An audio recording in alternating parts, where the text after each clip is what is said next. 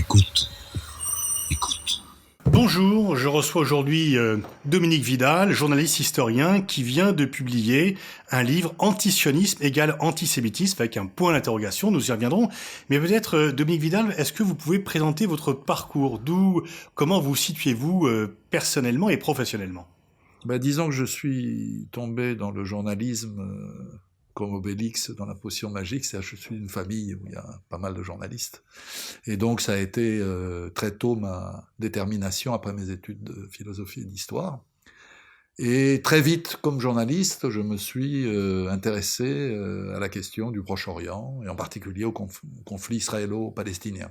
Donc il y a une espèce de continuité, et toutes les rédactions dans lesquelles j'ai œuvré m'ont permis de développer cette activité qui s'est doublée ensuite de l'écriture de pas mal de livres, Oui, essentiellement historiques d'ailleurs, sur le conflit. et on peut également rappeler aux auditeurs que votre père et l'ensemble pratiquement de votre famille paternelle a été déporté pendant la Seconde Guerre mondiale. Absolument, mon père était à Auschwitz et ma famille maternelle, les enfants, c'est-à-dire ma mère et ses frères et sœurs, étaient cachés, notamment au Chambon-sur-Lignon, le fameux lieu qui était presque une usine à cacher des enfants juifs, puisque plus de 10 000 enfants ont été sauvés dans la région du Chambon-sur-Lignon. Donc on peut dire que vous êtes personnellement bien placé pour mettre en cause, en doute, cette assertion que l'antisionisme équivaudrait à l'antisémitisme. Oui, c'est le moins qu'on puisse dire. C'est-à-dire, pour moi, c'est même presque un blasphème d'entendre des choses pareilles, et qui ne sont pas fondées sur la moindre réflexion, ni historique, ni politique. Il y a quelque chose d'absurde dans tout ça. Quand on prend un peu de regard, un peu de recul, pardon, on se rend compte que c'est quelque chose d'absurde. Vous avez d'un côté un délit, l'antisémitisme, comme tous les racismes, puni par la loi, et on a alors tout un arsenal juridique, la loi sur la presse de 1881, la loi de 1972, la loi Guesso contre le négationnisme, et la négation des crimes contre l'humanité, le code pénal, enfin, on a un arsenal formidable, d'un côté, et puis de l'autre, on a une opinion, comme les autres. On peut être antisioniste, comme on peut être sioniste, comme on peut ne n'être ni l'un ni l'autre.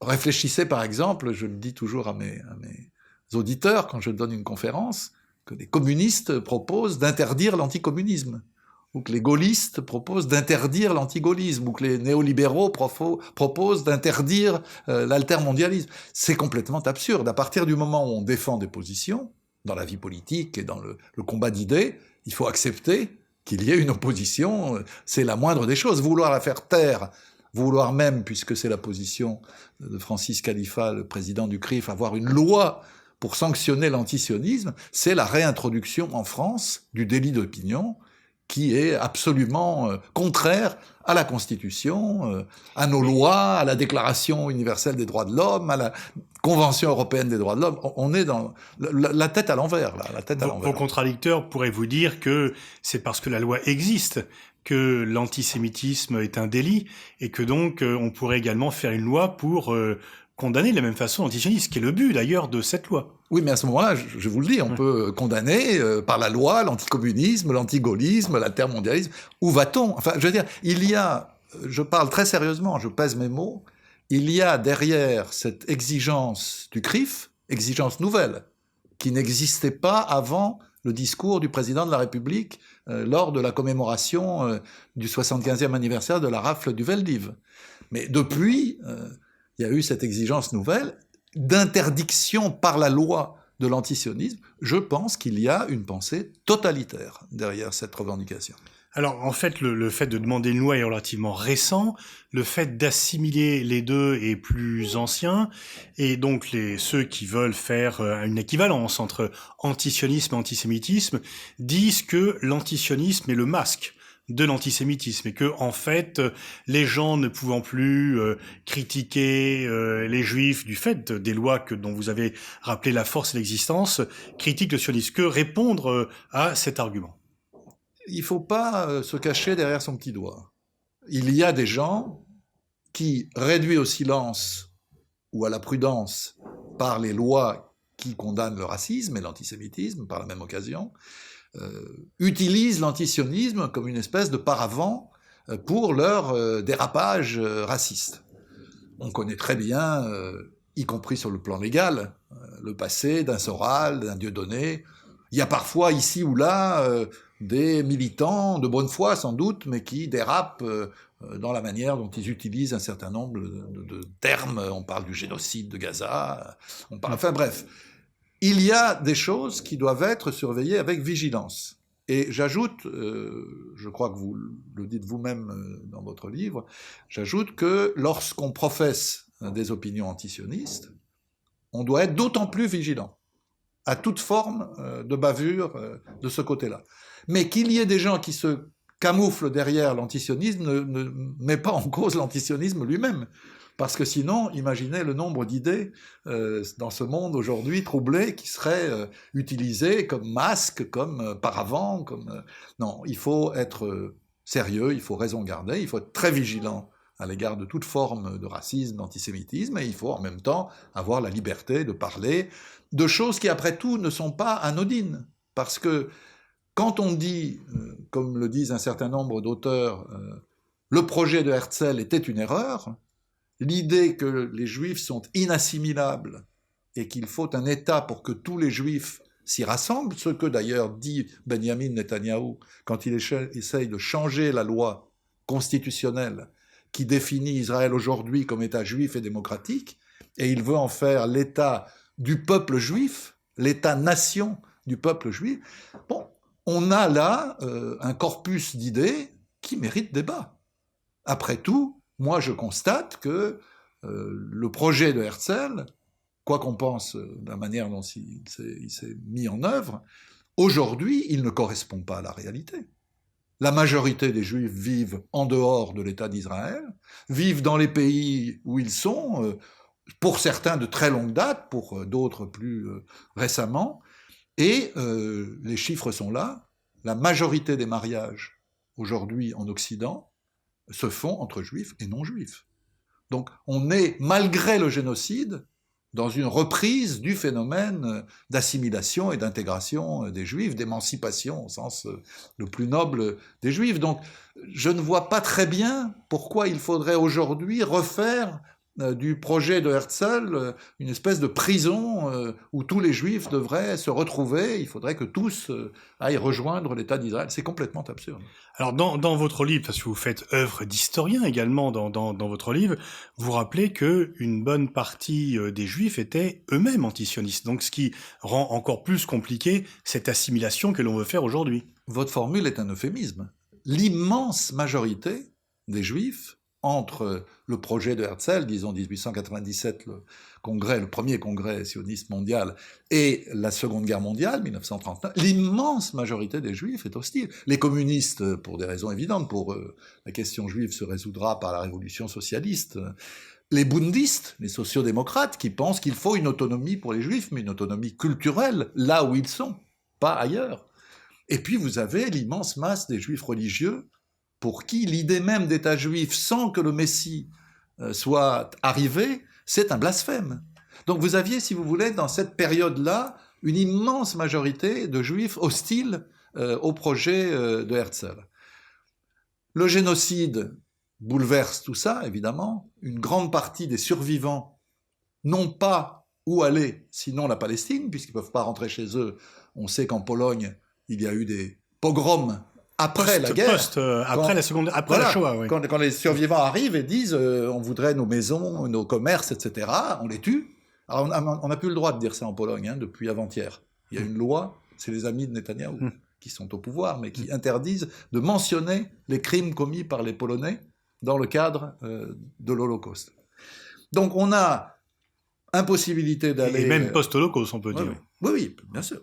Donc impossibilité d'aller dans les pays d'origine, impossibilité d'aller aux États-Unis, il n'y a plus de visa depuis la loi Taft, on est devant un barrage. Oui, parce qu'il faut quand même rappeler que d'une part l'antisémitisme était quand même très prégnant aux États-Unis, bien sûr. Et que il y avait un barrage donc pour empêcher l'émigration des Juifs aux États-Unis. Absolument, Roosevelt lui-même a dû céder devant la pression.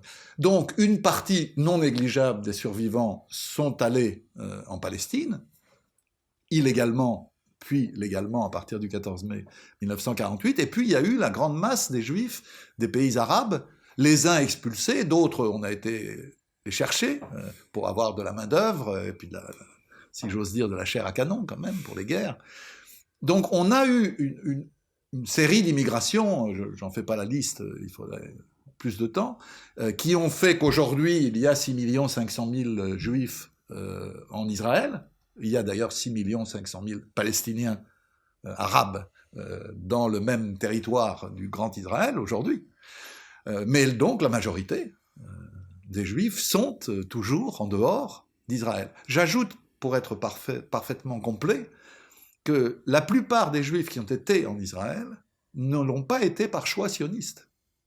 Les survivants, je l'ai dit, n'avaient pas d'autre choix. Les Juifs des pays arabes, voulez-vous qu'ils aillent? Les Juifs irakiens ou yéménites Donc, il y a vraiment une espèce de mélange entre le projet sioniste et puis la nécessité, pour un certain nombre de populations, de trouver un lieu où atterrir. Sans parler du million et quelques de Juifs venus de l'Union soviétique, qui souvent n'étaient pas juifs, ont profité du temps du régime soviétique de cette possibilité pour quitter l'Union soviétique et qui espéraient de là repartir aux États-Unis ou en Europe, sauf que Yitzhak Shamir était plus intelligent qu'eux et il avait conclu des accords avec Ronald Reagan et d'autres dirigeants pour qu'il n'y ait pas de suite à ce voyage. On a là une espèce d'histoire de la construction de la population israélienne qui est une histoire beaucoup plus compliquée que la simple application de la pensée de Herzl. Vous écrivez même que, à l'inverse, sionisme et antisémitisme peuvent parfois se conjuguer.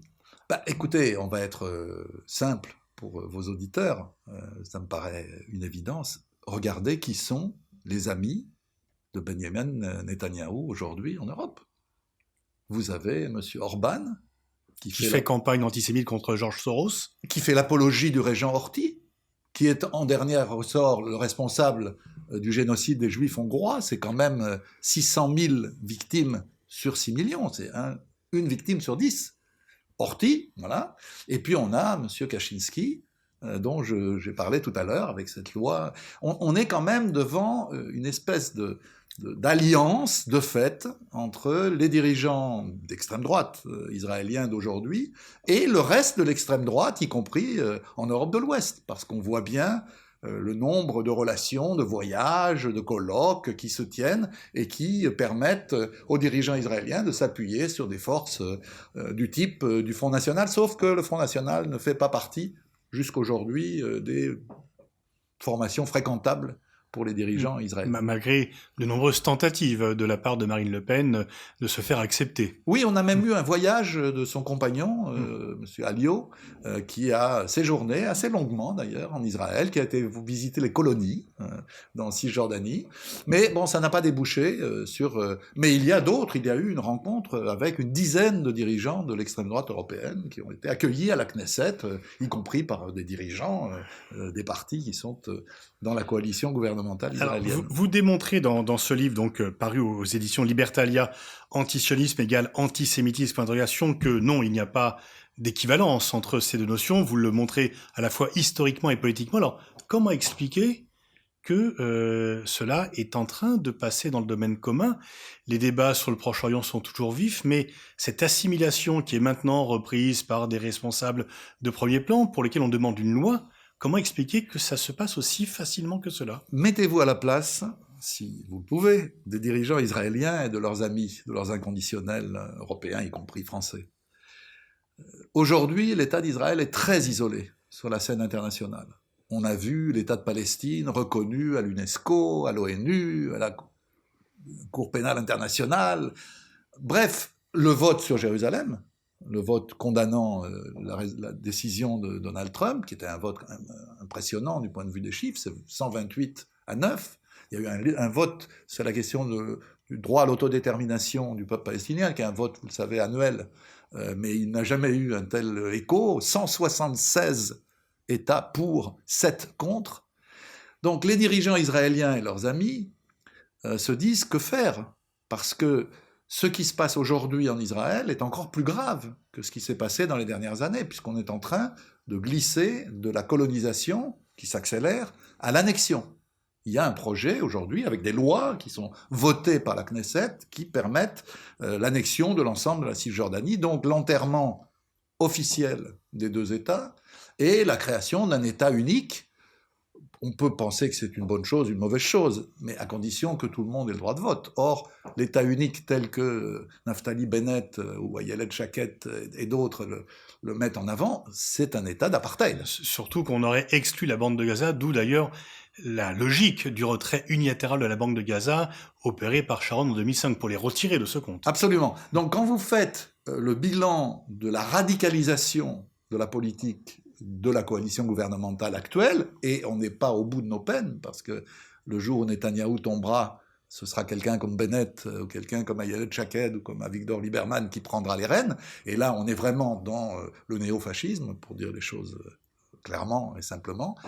Alors évidemment, il faut prendre des mesures à l'avance pour essayer d'empêcher, de faire taire la critique de cette politique. Et c'est évident, pour moi en tout cas, que ça n'est pas par hasard si aujourd'hui cette campagne se développe. Je parle d'abord de la campagne pour tenter d'interdire boycott des investissements sanctions, qui est déjà à l'œuvre, et maintenant cette proposition d'une loi pour sanctionner l'antisionisme. Tout ça a pour but d'étouffer la critique d'une politique qui se radicalise à un point tel qu'elle est inacceptable pour la plupart des éléments de l'échiquier politique aujourd'hui en France et dans d'autres pays européens. On voit bien la stratégie du gouvernement israélien dans ce domaine, mais comment expliquer finalement le consensus ou la timidité des médias? Je me doute que vous n'avez pas été invité dans les grandes matinales des radios pour parler de votre livre. On parle beaucoup de la lutte contre l'antisémitisme. Vous apportez quand même votre pierre à cette œuvre. Et alors, on comprend bien donc une fois encore la stratégie gouvernementale israélienne.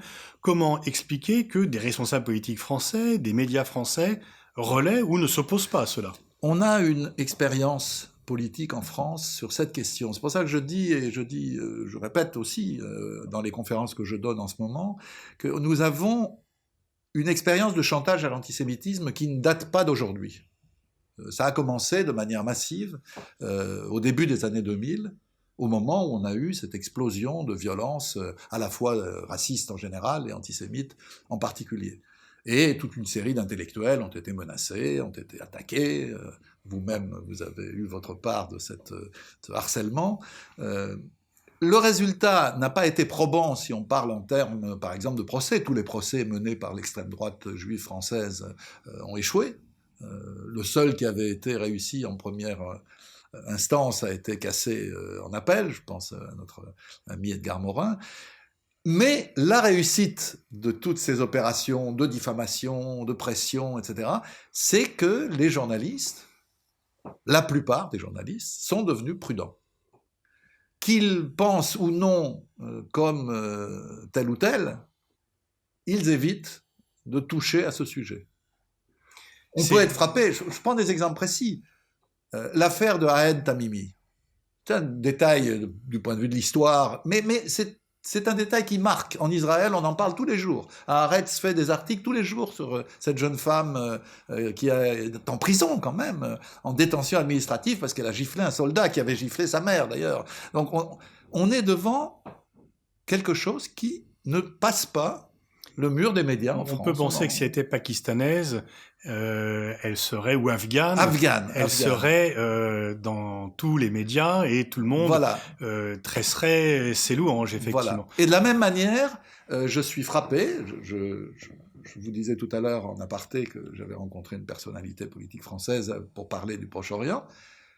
Les gens ne savent pas en France que le 6 février dernier, une loi a été adoptée par la Knesset qui permet l'annexion de tout ou partie de la Cisjordanie. Les gens ne le savent pas, parce qu'il n'y a pas eu de commentaires au-delà de la dépêche, de l'information qui a été donnée. Et ainsi de suite. On pourrait... L'arsenal juridique liberticide qui a été adopté par la Knesset depuis 5 ans, dont on n'a pas le temps ici d'évoquer chaque élément, mais il y a une dizaine de lois, personne n'en parle. Vous citez dans votre livre Abraham Burke qu'il est difficile de présenter comme antisémite et comme antisioniste, et qui disait que c'était l'actuel, enfin le prédécesseur des gouvernements israéliens qui avait tué le sionisme, selon sa conception. Abraham Burke, c'est un bon exemple. Il y en a un plus récent, c'est notre ami Zev Sternel, qui lui aussi ne peut pas être qualifié ni d'antisioniste et a fortiori d'antisémite, ce serait grotesque, et qui nous dit ce qui se passe aujourd'hui fait penser à la République de Weimar à la fin. Il y a chez les intellectuels israéliens, et pas des gens forcément gauchistes, barbus, hirsutes, que sais-je, il y a vraiment le sentiment qu'on est devant un phénomène de fascisation de forces politiques qui sont au pouvoir. Pas toutes les forces politiques au pouvoir, mais une partie des forces politiques au pouvoir sont en train de se fasciser. Le mot est interdit parce qu'on ne peut pas l'utiliser s'agissant d'Israël. Vous dites que ce type de débat vient d'il y a 15-16 ans, enfin l'échec de Camp David, la reprise de l'intifada, le 11 septembre. Est-ce que vous avez le sentiment que les choses s'empirent en France et qu'il y a finalement une restriction de l'espace de liberté publique, de la liberté de débat sur ces questions depuis une quinzaine d'années? Oui, il y a une restriction, mais pour une part importante, c'est une auto-restriction. Et c'est ça qui, me semble-t-il, est grave.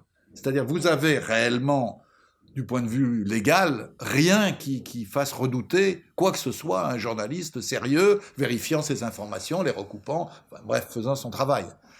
Même boycott des investissements, sanctions, hein, je veux le redire, je le dis souvent, mais il n'y a pas de loi qui interdise le boycott en France. Vous le démontrez dans votre livre. Ça n'est pas vrai. Il y a une directive créée par Madame Alliot-Marie, mais dont la fragilité juridique est extrême. Elle repose quand même au départ sur un mensonge. Madame Alliot-Marie a dit, dans un dîner du CRIF à Bordeaux, qu'il y avait un boycott des produits cachers, ce qui est absolument faux. Elle a été incapable de prouver un seul exemple de boycott de produits cachers. Donc, cette directive pourrait être annulée. Elle aurait dû l'être, à mon avis, par Christiane Taubira. Enfin, bon, elle a cédé, effectivement. Elle a visiblement pas eu le courage de le faire. Elle a eu beaucoup de courage dans beaucoup d'autres domaines, mais pas dans celui-là. Vous avez un jugement de la Cour de cassation sur un cas particulier qui est celui de Colmar. Et maintenant, on est dans l'attente de la décision de la Cour européenne des droits de l'homme.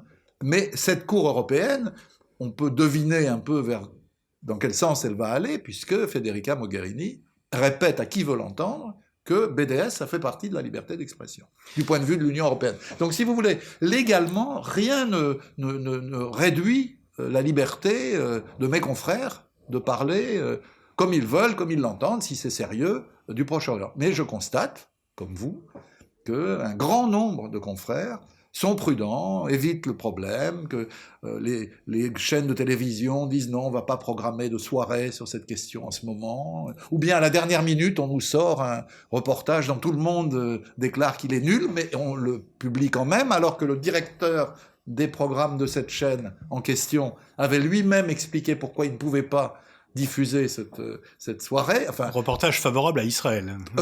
Même, à la limite, on peut même pas dire ça, tellement c'était nul. C'était une catastrophe absolue. C'est sur Arte, faut-il le préciser. Faut-il le préciser. Mais bon, si vous voulez, il y a je crois, comme souvent dans notre métier, que vous connaissez,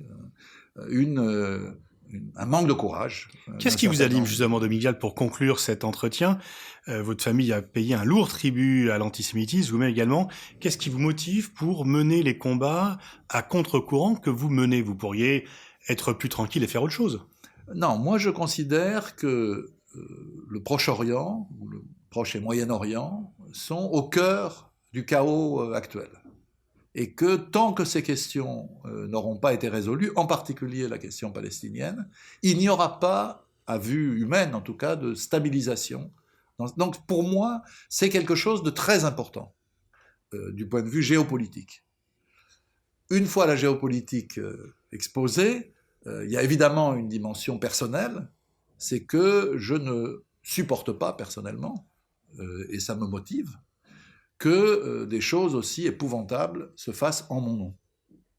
Quand j'entends Benjamin Netanyahou parler d'État-nation du peuple juif, d'autodéfense du peuple juif, je suis comme embrigadé contre ma volonté dans une politique qui est une politique à la fois criminelle et suicidaire. Donc je ne le supporte pas, et par conséquent, ça me donne une raison de plus de faire ce travail, j'entends ce travail sur le Proche-Orient en général. Et une énergie pour défendre ses opinions et écrire. Donc je rappelle le titre de votre livre, Antisionisme égale antisémitisme, point d'interrogation. Ça vient juste de paraître aux éditions Libertalia. Merci Dominique Vidal. Merci à vous.